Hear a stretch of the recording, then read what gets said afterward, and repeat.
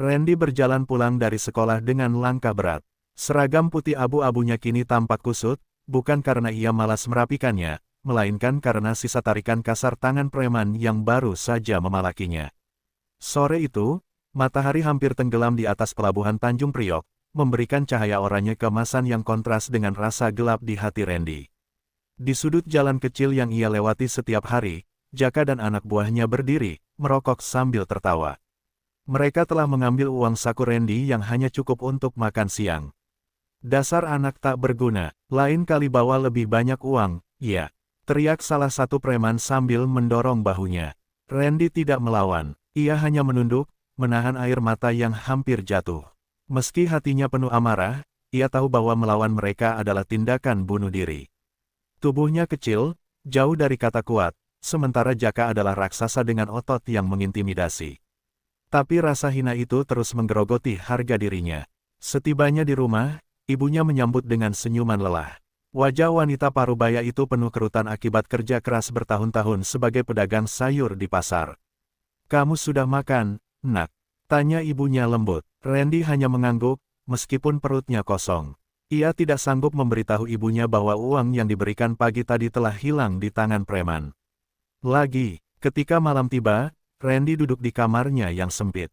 Dindingnya penuh dengan poster-poster pahlawan super yang ia kagumi sejak kecil. Ia memandang mereka dengan tatapan kosong, bertanya-tanya kenapa dunia nyata tidak seperti cerita-cerita itu. Kenapa tidak ada yang datang untuk menyelamatkan orang-orang kecil seperti dirinya. Pandangannya jatuh pada buku pelajaran yang terbuka di meja, tapi pikirannya melayang jauh. Ia merasa seperti hidup dalam penjara yang tak terlihat, terkurung oleh ketakutannya sendiri. Hari-hari seperti ini bukanlah hal baru bagi Randy. Sudah bertahun-tahun ia hidup dalam bayang-bayang preman di lingkungan itu.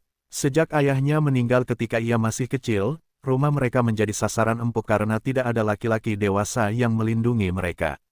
Berkali-kali ibunya mencoba melapor ke polisi, tetapi tidak ada yang berubah. Bahkan, para preman itu semakin berani. "Kalau kamu berani bicara lagi, kita bakar rumahmu," ancam Jaka suatu malam, membuat ibunya menangis ketakutan. Namun, malam itu berbeda. Ketika Randy sedang membolak-balik buku-buku lamanya untuk mencari sesuatu yang bisa mengalihkan pikirannya, ia menemukan sebuah kotak kecil di lemari tua. Kotak itu berdebu, seperti sudah bertahun-tahun tidak disentuh. Dengan rasa penasaran, ia membukanya. Di dalamnya terdapat sabuk hitam tua dan sebuah buku catatan yang kulitnya sudah usang. Di sampulnya tertulis nama ayahnya, dengan tulisan tangan yang tegas, "Pelajaran hidup, bela diri untuk melindungi yang berharga." Randy membuka lembaran pertama buku itu. Hatinya bergetar membaca tulisan ayahnya yang penuh semangat. "Jangan pernah membiarkan rasa takut menghentikanmu untuk melindungi apa yang benar. Kekuatan sejati bukan berasal dari tubuh, tetapi dari tekad." Air mata mulai mengalir di pipinya. Itu adalah pertama kalinya ia merasa bahwa ayahnya masih ada bersamanya, meski hanya melalui kata-kata. Malam itu, sesuatu berubah di dalam diri Randy. Ia tidak lagi melihat dirinya sebagai anak lemah yang terus-menerus menjadi korban. Untuk pertama kalinya, ia merasa ada harapan. Ia tahu bahwa perjalanannya tidak akan mudah, tetapi ia juga tahu bahwa ia tidak bisa terus-menerus hidup dalam bayang-bayang. Ia menggenggam sabuk hitam itu erat-erat, seolah-olah menggenggam semangat ayahnya. "Aku tidak akan diam lagi," bisiknya pelan, tapi penuh tekad. Pagi itu, Randy terbangun lebih awal dari biasanya. Matahari belum sepenuhnya muncul, tetapi pikirannya sudah dipenuhi oleh apa yang ia temukan malam sebelumnya, sabuk hitam dan buku catatan ayahnya. Ia membaca lembar demi lembar buku itu sepanjang malam, menemukan pelajaran yang lebih dalam daripada sekadar teknik bela diri. Di balik setiap catatan gerakan dan strategi, ayahnya menuliskan nilai-nilai keberanian, tekad, dan keadilan. Setiap kata terasa seperti pesan langsung dari ayahnya yang selama ini dirindukannya.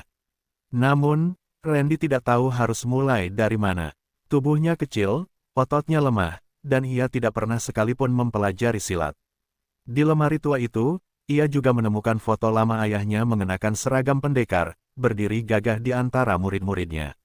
"Bagaimana mungkin aku bisa seperti dia?" pikirnya, meragukan dirinya sendiri. Ia merasa berat, seperti sedang memikul beban yang terlalu besar untuk anak seusianya. Di dapur, ibunya sudah menyiapkan sarapan sederhana. Wanita itu terlihat kelelahan, tetapi senyum hangatnya tetap terpancar.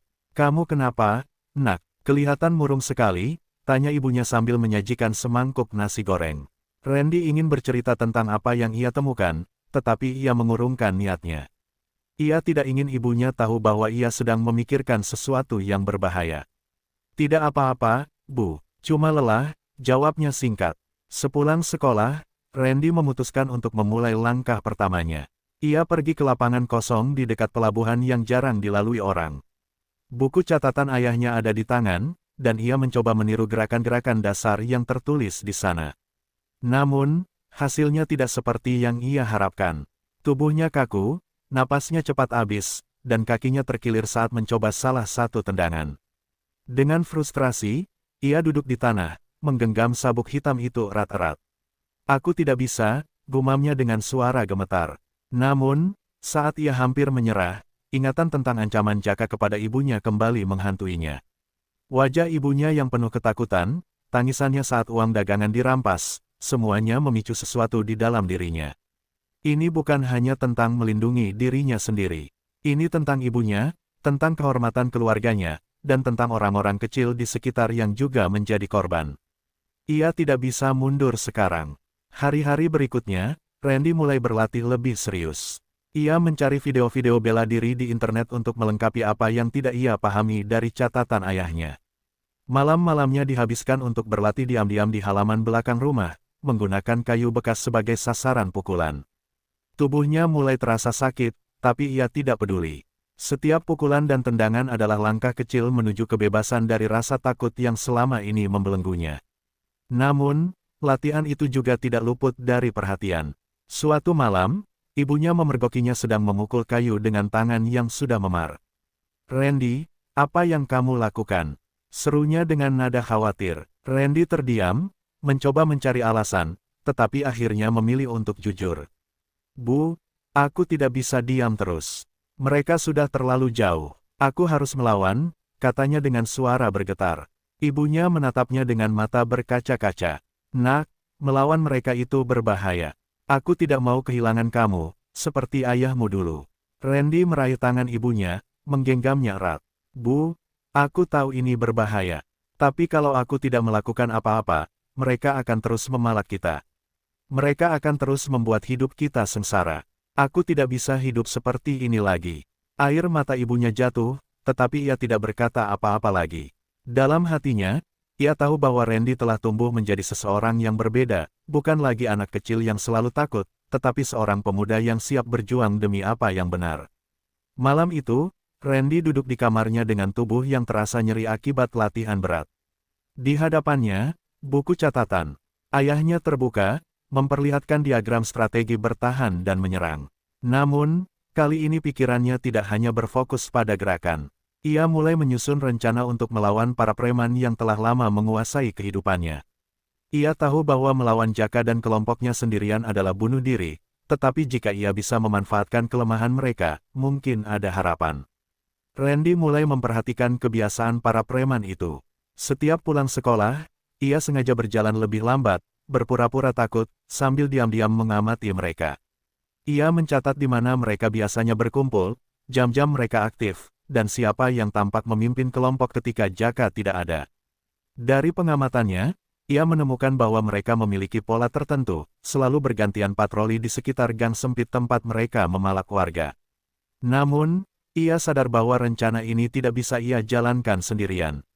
Ia membutuhkan sekutu. Di sekolah, Randy mulai mendekati teman-temannya yang sering menjadi korban para preman. Salah satunya adalah Arman, seorang anak berbadan besar yang selalu dipalak untuk uang jajannya. Meski Arman tampak tangguh, ia sebenarnya seorang yang pendiam dan takut melawan. Kita nggak bisa terus-terusan begini," kata Randy suatu siang di kantin. "Mereka bakal terus nginjak kita kalau kita nggak ngelawan."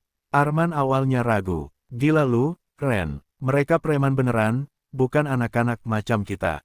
Kalau kita lawan, kita bisa mati," ujarnya dengan nada takut.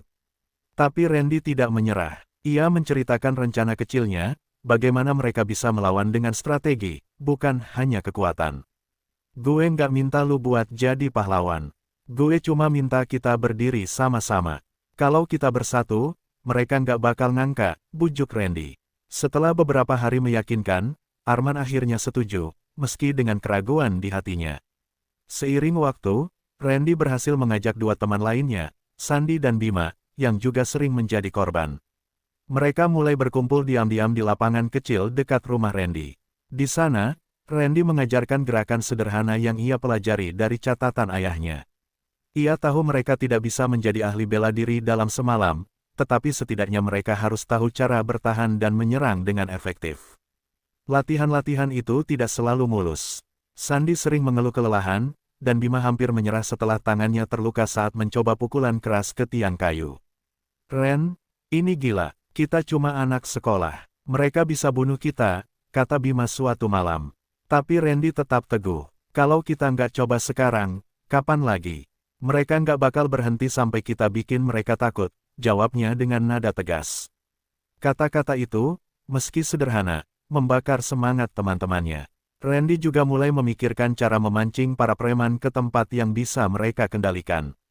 Ia memilih pelabuhan tua yang sepi, tempat yang penuh dengan kontainer besar dan lorong-lorong gelap.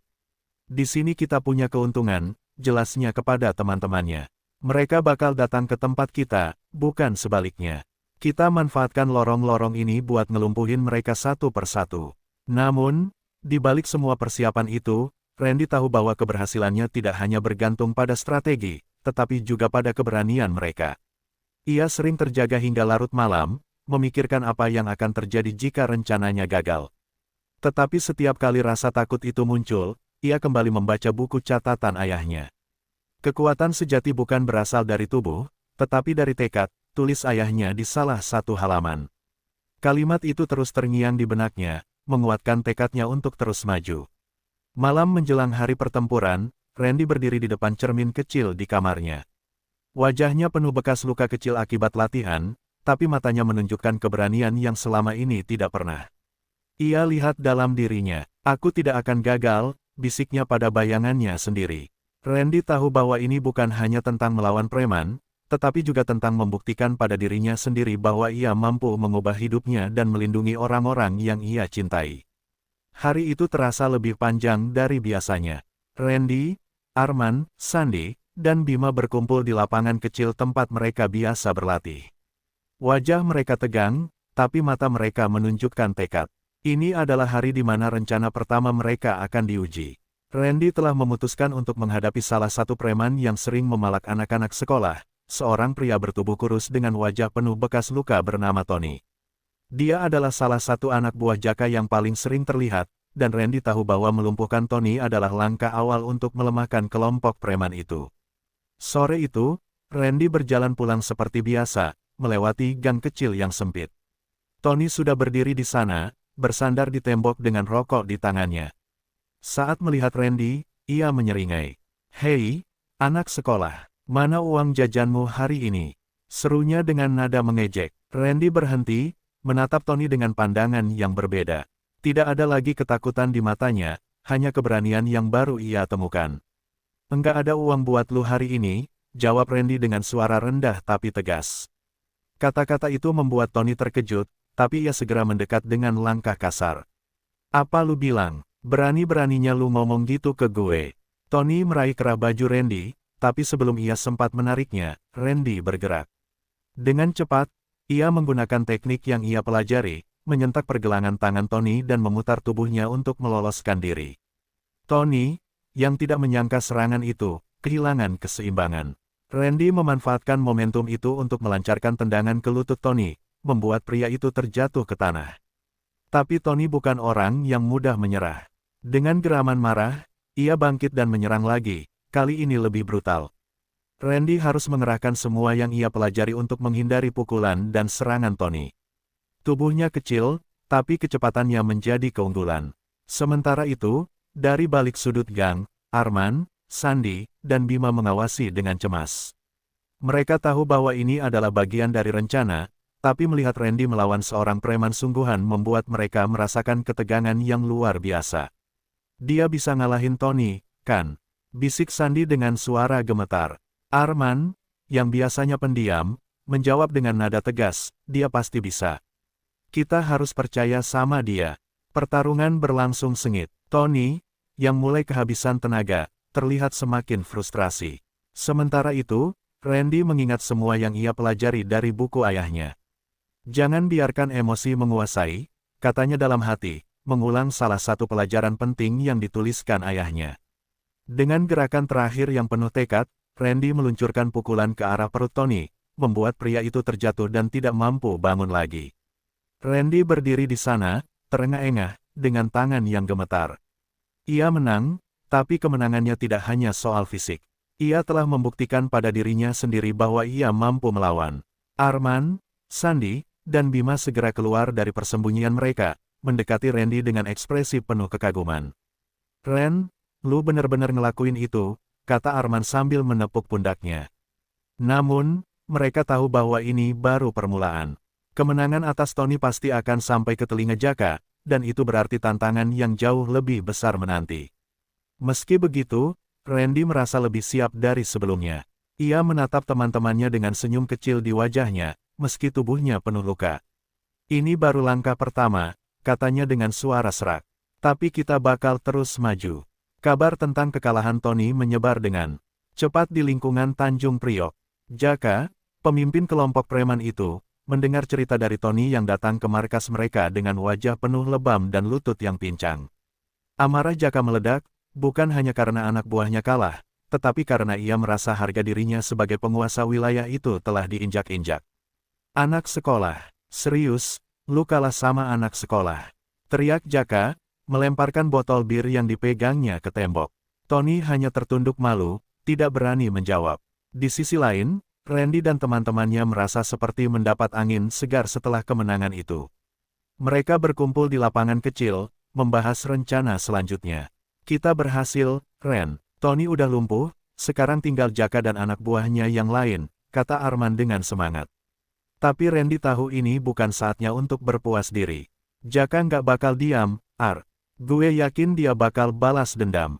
Kita harus lebih hati-hati," jawabnya dengan nada serius. Benar saja, ancaman itu datang lebih cepat dari yang mereka duga. 2 hari setelah insiden dengan Tony, Randy mendapati ibunya pulang dari pasar dengan wajah pucat dan tangan gemetar. "Nak, tadi ada orang yang datang ke kios ibu. Mereka bilang, kalau kamu nggak berhenti main-main sama mereka, mereka bakal ngelakuin sesuatu yang buruk," ucap ibunya dengan suara bergetar. Randy langsung tahu bahwa ini ulah Jaka. Malam itu, Randy duduk di kamarnya dengan hati yang berkecamuk.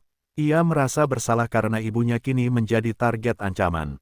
Tapi di sisi lain, ia tahu bahwa menyerah berarti membiarkan mereka terus menguasai hidupnya. Ia membuka buku catatan ayahnya lagi, mencoba mencari kekuatan dari kata-kata yang pernah ditulis. "Ketakutan adalah musuh terbesar manusia. Lawanlah, atau biarkan ia menguasaimu," tulis ayahnya di salah satu halaman. Kalimat itu membakar semangat Randy untuk tetap teguh. Namun, Jaka tidak berhenti hanya pada ancaman verbal. Keesokan harinya, saat Randy pulang sekolah, ia menemukan pintu rumahnya terbuka lebar. Di dalam, perabotan berantakan, beberapa barang berharga hilang, dan di dinding ruang tamu tertulis ancaman dengan cat merah, asteris berhenti, atau ini baru awal. Asteris ibunya menangis di sudut ruangan, memeluk lututnya dengan wajah penuh ketakutan. "Nak, kita harus pergi dari sini. Mereka nggak akan berhenti sampai kita celaka," katanya sambil terisak. Tapi Randy tidak bisa pergi. Ia tidak ingin melarikan diri. "Bu, kalau kita pergi, mereka akan berpikir mereka menang. Mereka akan terus memalak orang lain. Aku nggak bisa biarkan itu," jawabnya tegas. Ibunya menatapnya dengan tatapan penuh kekhawatiran, tapi ia tidak lagi mencoba membujuk Randy. Ia tahu bahwa anaknya sudah membuat keputusan yang tidak bisa diubah. Randy segera mengumpulkan teman-temannya. Kali ini, mereka tahu taruhannya lebih besar. "Jaka udah mulai nyerang rumah gue. Gue yakin dia nggak bakal berhenti sampai kita bikin dia nyerah," kata Randy dengan nada tegas. Arman, Sandy, dan Bima saling bertukar pandang, rasa takut terlihat di wajah mereka, tetapi tidak ada yang mundur. "Kita harus bikin rencana lebih matang. Kita nggak cuma ngelawan Jaka, tapi juga semua anak buahnya," tambah Randy. Malam itu, mereka menyusun strategi baru. Randy memutuskan untuk memancing Jaka dan anak buahnya ke pelabuhan tua, tempat mereka memiliki keuntungan medan. Kita nggak bakal menang kalau lawan mereka di tempat terbuka. Tapi di pelabuhan, kita bisa manfaatin lorong-lorong dan kontainer buat bikin mereka terpisah, jelasnya. Meskipun ketakutan menyelimuti mereka, mereka tahu bahwa ini adalah satu-satunya cara untuk melawan balik dan merebut kembali kebebasan mereka. Mereka tidak hanya bertarung untuk diri sendiri, tetapi untuk semua orang yang telah hidup dalam bayang-bayang ketakutan. Malam itu gelap dan sunyi, hanya suara ombak yang memecah kesunyian di sekitar pelabuhan tua. Randy dan teman-temannya sudah bersiap sejak sore. Mereka mengenakan pakaian hitam agar mudah berbaur dengan kegelapan, membawa tongkat kayu sederhana yang mereka temukan di sekitar lapangan, dan menyusun strategi terakhir di antara kontainer-kontainer yang menjulang tinggi. Ingat, kita nggak harus menang dengan kekuatan.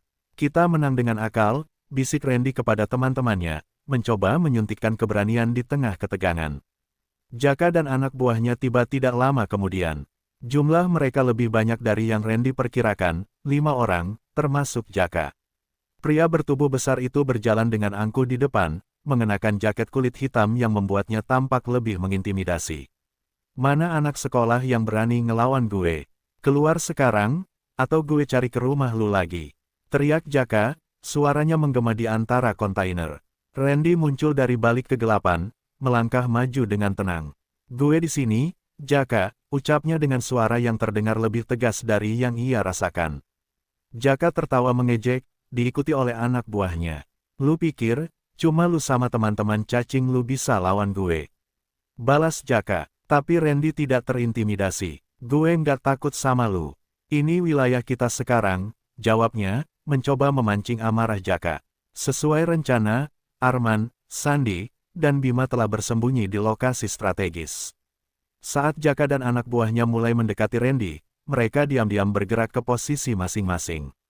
Randy mundur perlahan, memancing kelompok itu masuk lebih dalam ke labirin kontainer. Ayo, sini, gue tunggu, teriak Randy, membuat mereka semakin terprovokasi. Ketika Jaka hampir menangkap Randy, tiba-tiba Arman melompat dari atas kontainer dan menjatuhkan salah satu anak buah Jaka dengan tongkat kayunya. Sandy dan Bima juga muncul dari sisi lain, menyerang dengan cepat dan melumpuhkan 2 preman lain sebelum mereka sempat bereaksi. Suasana langsung berubah menjadi kacau. Jaka yang awalnya percaya diri, mulai menyadari bahwa mereka telah masuk ke perangkap. Namun, Jaka bukan orang bodoh. Ia segera memerintahkan anak buahnya yang tersisa untuk menyebar. Cari mereka, jangan biarkan mereka lolos, teriaknya. Randy dan teman-temannya berusaha bertahan, menggunakan lorong-lorong sempit dan kegelapan sebagai perlindungan.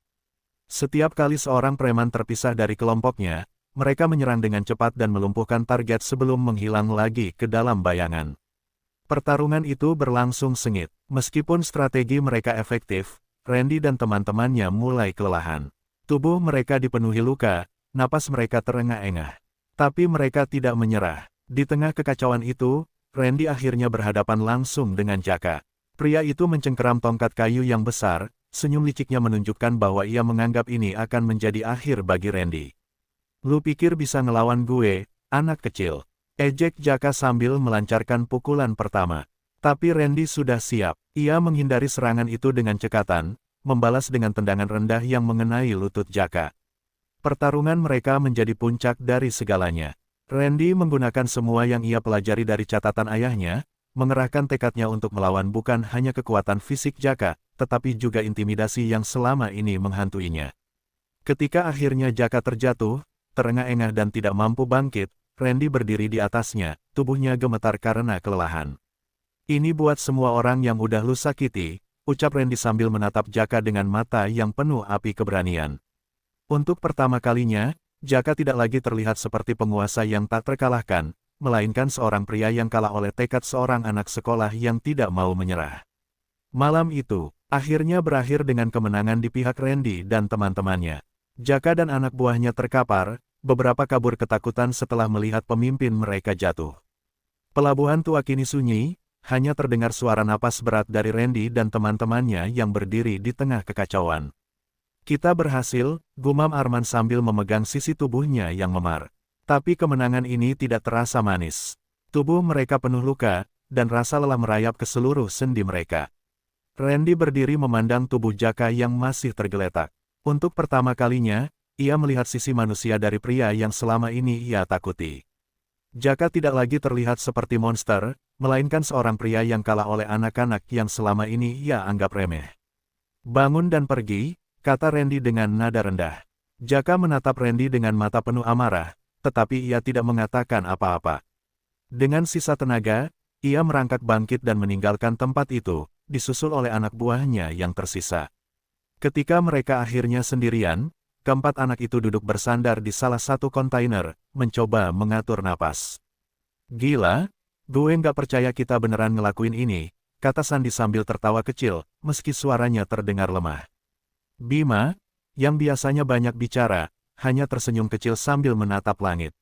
Randy memandang teman-temannya, merasa bangga sekaligus lega. Mereka telah menghadapi ketakutan terbesar mereka dan menang.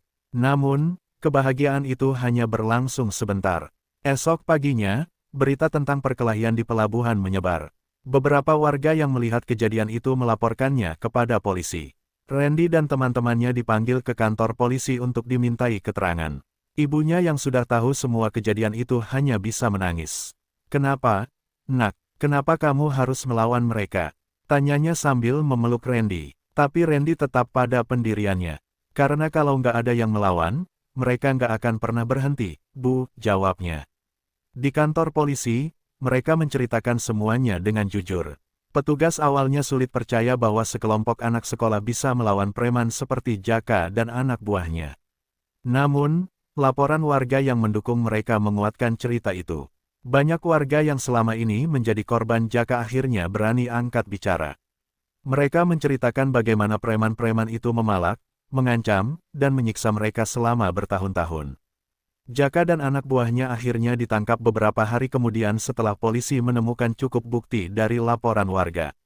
Tapi perjuangan Randy belum selesai. Sekolahnya memanggil dia dan teman-temannya, memberikan peringatan keras karena tindakan mereka dianggap membahayakan diri sendiri dan orang lain. "Apa yang kalian lakukan berani, tapi ingat, kekerasan bukan cara untuk menyelesaikan masalah," kata kepala sekolah. Meski begitu, banyak teman-teman mereka yang diam-diam mengagumi keberanian mereka. Di rumah, ibunya masih merasa khawatir. Namun, ia juga tidak bisa menyembunyikan rasa bangganya. "Kamu itu keras kepala, sama seperti ayahmu," katanya sambil tersenyum kecil. Randy hanya tertawa pelan, lalu memeluk ibunya. "Aku cuma pengen kita hidup tanpa rasa takut lagi, Bu," ujarnya dengan suara yang lembut. Malam itu, Randy membuka buku catatan ayahnya untuk terakhir kali. Ia membaca halaman terakhir yang berisi pesan sederhana, keberanian bukan berarti tidak memiliki rasa takut. Keberanian adalah tetap bertindak meski takut. Kalimat itu kini terasa lebih berarti dari sebelumnya. Meskipun tubuhnya penuh luka, Randy merasa lebih kuat dari sebelumnya. Ia tahu bahwa hidup tidak akan pernah sepenuhnya bebas dari ancaman, tetapi ia juga tahu bahwa ia memiliki kekuatan untuk melawan, untuk melindungi, dan untuk melangkah maju. Setelah peristiwa di Pelabuhan Tua, hidup Randy dan teman-temannya tidak pernah sama lagi. Meski Jaka dan anak buahnya kini mendekam di balik jeruji, bayang-bayang kekerasan masih melekat di hati mereka. Di sekolah, Randy mulai dikenal bukan hanya sebagai anak pendiam, tetapi juga sebagai seseorang yang berani melawan ketidakadilan. Banyak teman-temannya yang diam-diam menghormati keberaniannya, tetapi ada juga yang menganggap tindakannya terlalu berisiko. Suatu hari, Randy dipanggil oleh kepala sekolah. Ia disambut oleh seorang pria berusia parubaya dengan seragam polisi, mengenakan wajah serius namun penuh rasa ingin tahu. "Saya Komandan Hendra," katanya sambil menjabat tangan Randy. "Saya dengar banyak hal tentang kamu dan teman-temanmu. Kamu tahu, tindakan kamu itu berani, tapi sangat berbahaya." Randy mengangguk pelan. Ia tahu konsekuensi dari pilihannya, tetapi ia tidak menyesal. Hendra melanjutkan, "Apa yang kamu lakukan menginspirasi warga sekitar untuk melawan. Banyak orang yang sebelumnya takut sekarang mulai berani bicara. Tapi ingat, keberanian harus dibarengi dengan kebijaksanaan. Jangan sampai kamu atau teman-temanmu terjebak dalam lingkaran kekerasan yang sama." Kata-kata itu membuat Randy berpikir. Ia menyadari bahwa perjuangannya bukan hanya soal melawan fisik, tetapi juga mengubah cara berpikir masyarakat di sekitarnya. Sementara itu, di rumah, ibunya mulai terlihat lebih tenang. Kehidupan di Tanjung Priok perlahan berubah. Pasar yang biasanya dipenuhi wajah-wajah takut kini mulai dihiasi senyum para pedagang. Anak-anak sekolah lainnya tidak lagi berjalan dengan kepala tertunduk di jalanan. Namun, di tengah perubahan itu, Randy merasa ada sesuatu yang hilang. Ia sering termenung di malam hari, memikirkan apa yang harus ia lakukan selanjutnya. Suatu sore, Arman, Sandy, dan Bima datang ke rumah Randy. Mereka membawa kabar bahwa ada kelompok preman baru yang mulai muncul di wilayah lain. Gue dengar mereka mulai ngikutin cara Jaka, merusak tempat-tempat kecil buat minta uang, kata Sandy dengan nada khawatir. Randy terdiam sejenak, lalu berkata, kita nggak bisa terus-terusan begini. Kita harus cari cara lain. Ide itu mulai tumbuh di kepala Randy. Ia mengusulkan untuk membuat sebuah kelompok kecil yang fokus pada pencegahan kekerasan di lingkungan mereka. Bukan buat berkelahi, tegas Randy. Tapi buat ngajarin anak-anak di sini cara melindungi diri, cara bicara sama orang-orang yang suka ngancam mereka, dan, kalau perlu, ngelapor ke polisi. Teman-temannya mendengarkan dengan antusias. Mereka tahu, ini adalah langkah yang lebih besar dari sekadar melawan preman. Bersama-sama, mereka mulai membangun komunitas kecil. Randy membuka kelas sederhana di lapangan tempat mereka dulu berlatih. Di sana, ia mengajarkan teknik-teknik dasar bela diri sekaligus cara menjaga ketenangan dalam situasi berbahaya. Anak-anak muda di sekitar mulai berdatangan, bukan hanya untuk belajar, tetapi juga untuk mendengar cerita Randy dan teman-temannya. Perlahan, komunitas itu menjadi tempat perlindungan bagi mereka yang lelah hidup dalam ketakutan. Namun, Randy tahu bahwa perjalanannya belum selesai. Di suatu malam, saat ia menatap bintang-bintang dari jendela kamarnya, ia teringat pesan ayahnya. Asteris, perubahan tidak terjadi dalam sehari, tetapi langkah kecil bisa membangun jalan yang besar.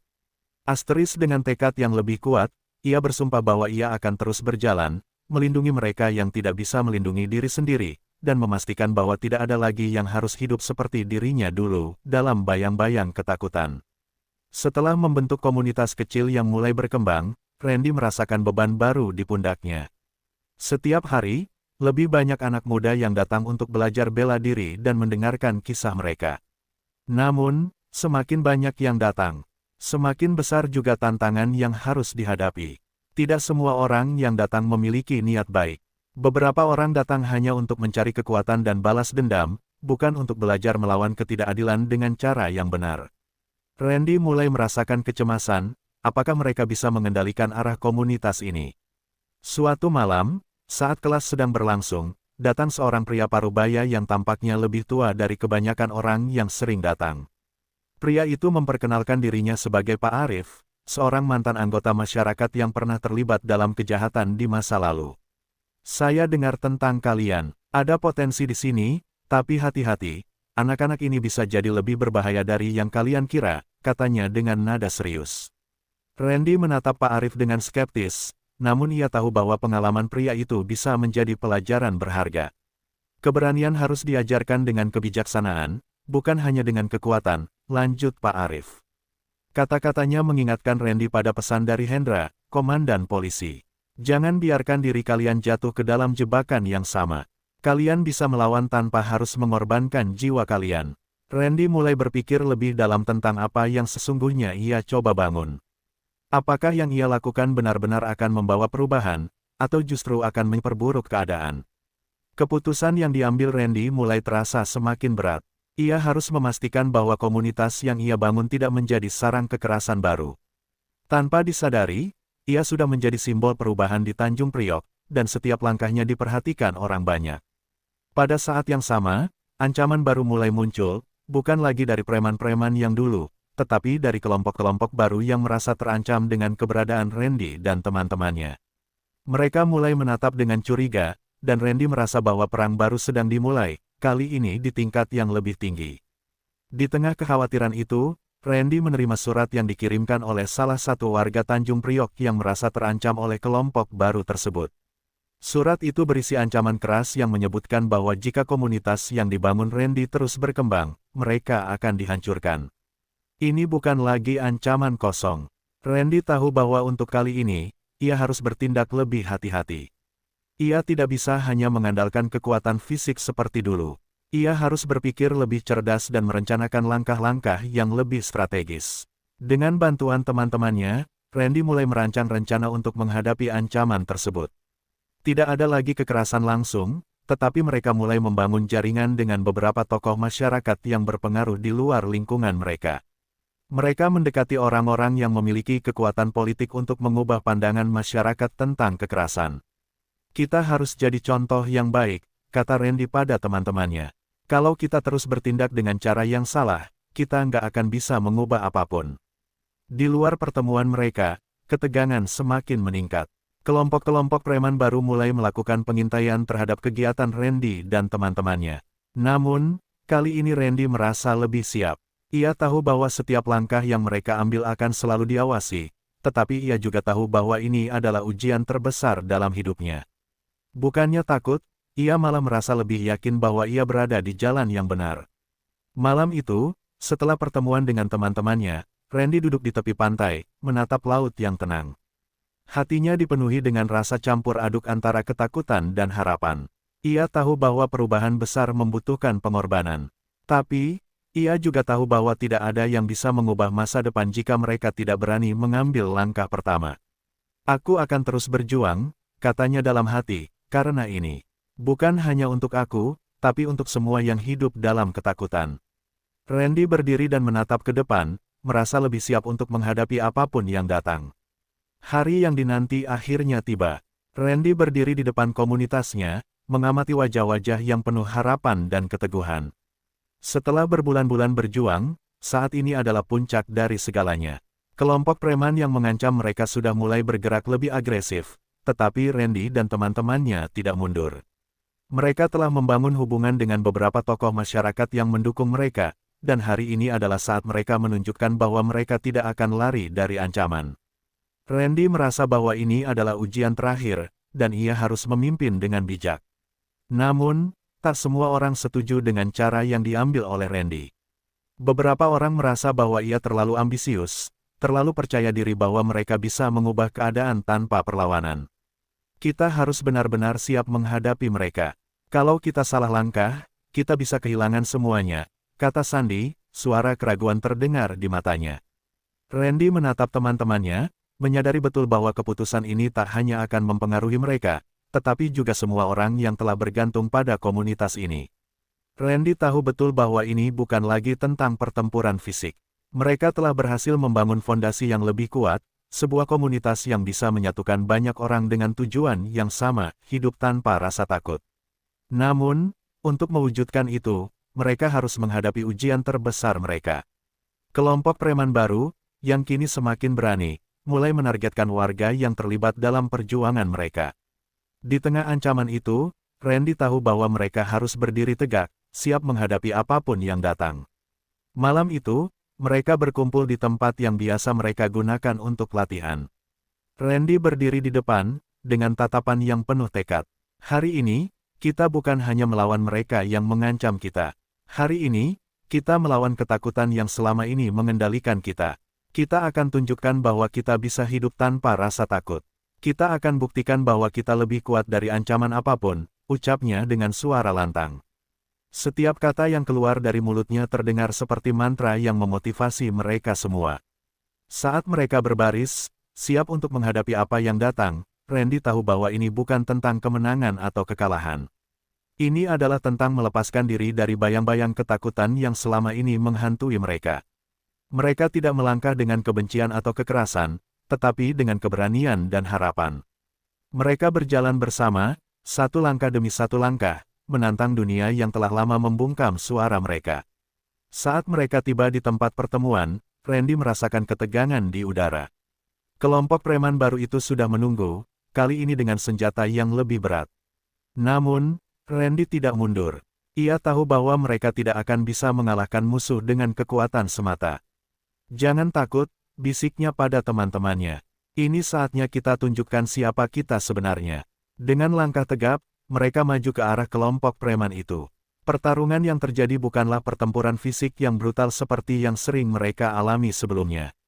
Melainkan, itu adalah ujian mental dan emosional. Randy dan teman-temannya menggunakan setiap pelajaran yang mereka dapatkan selama ini, bagaimana bertahan tanpa harus menghancurkan, bagaimana berbicara tanpa menimbulkan kekerasan, dan bagaimana tetap teguh meskipun dunia di sekitar mereka tampak ingin merobohkan mereka. Akhirnya, setelah berjam-jam perdebatan dan ketegangan, kelompok preman itu mundur. Mereka tidak menyerah karena kalah dalam pertempuran, tetapi karena mereka menyadari bahwa kelompok ini, yang dibangun dengan keberanian dan tekad, tidak akan mudah dipatahkan. Randy berdiri di tengah, merasa campur aduk antara kemenangan dan kelelahan. Namun, saat ia menatap wajah teman-temannya, ia tahu bahwa ini adalah akhir dari perjalanan panjang mereka. Mereka telah mengubah takdir mereka. Dan kini, Tanjung Priok akan menjadi tempat yang lebih aman untuk semua. Randy menatap langit malam, membiarkan angin laut membelai wajahnya. Ia tahu bahwa perjalanannya belum benar-benar selesai. Tetapi, satu hal yang pasti, ia tidak lagi takut. Ia telah menemukan kekuatan dalam dirinya, dan dengan itu, ia tahu bahwa mereka akan terus berjuang untuk diri mereka sendiri, untuk teman-temannya, dan untuk setiap orang yang telah lama hidup dalam bayang-bayang ketakutan. Titik balik ini adalah awal dari sebuah dunia baru, dunia yang mereka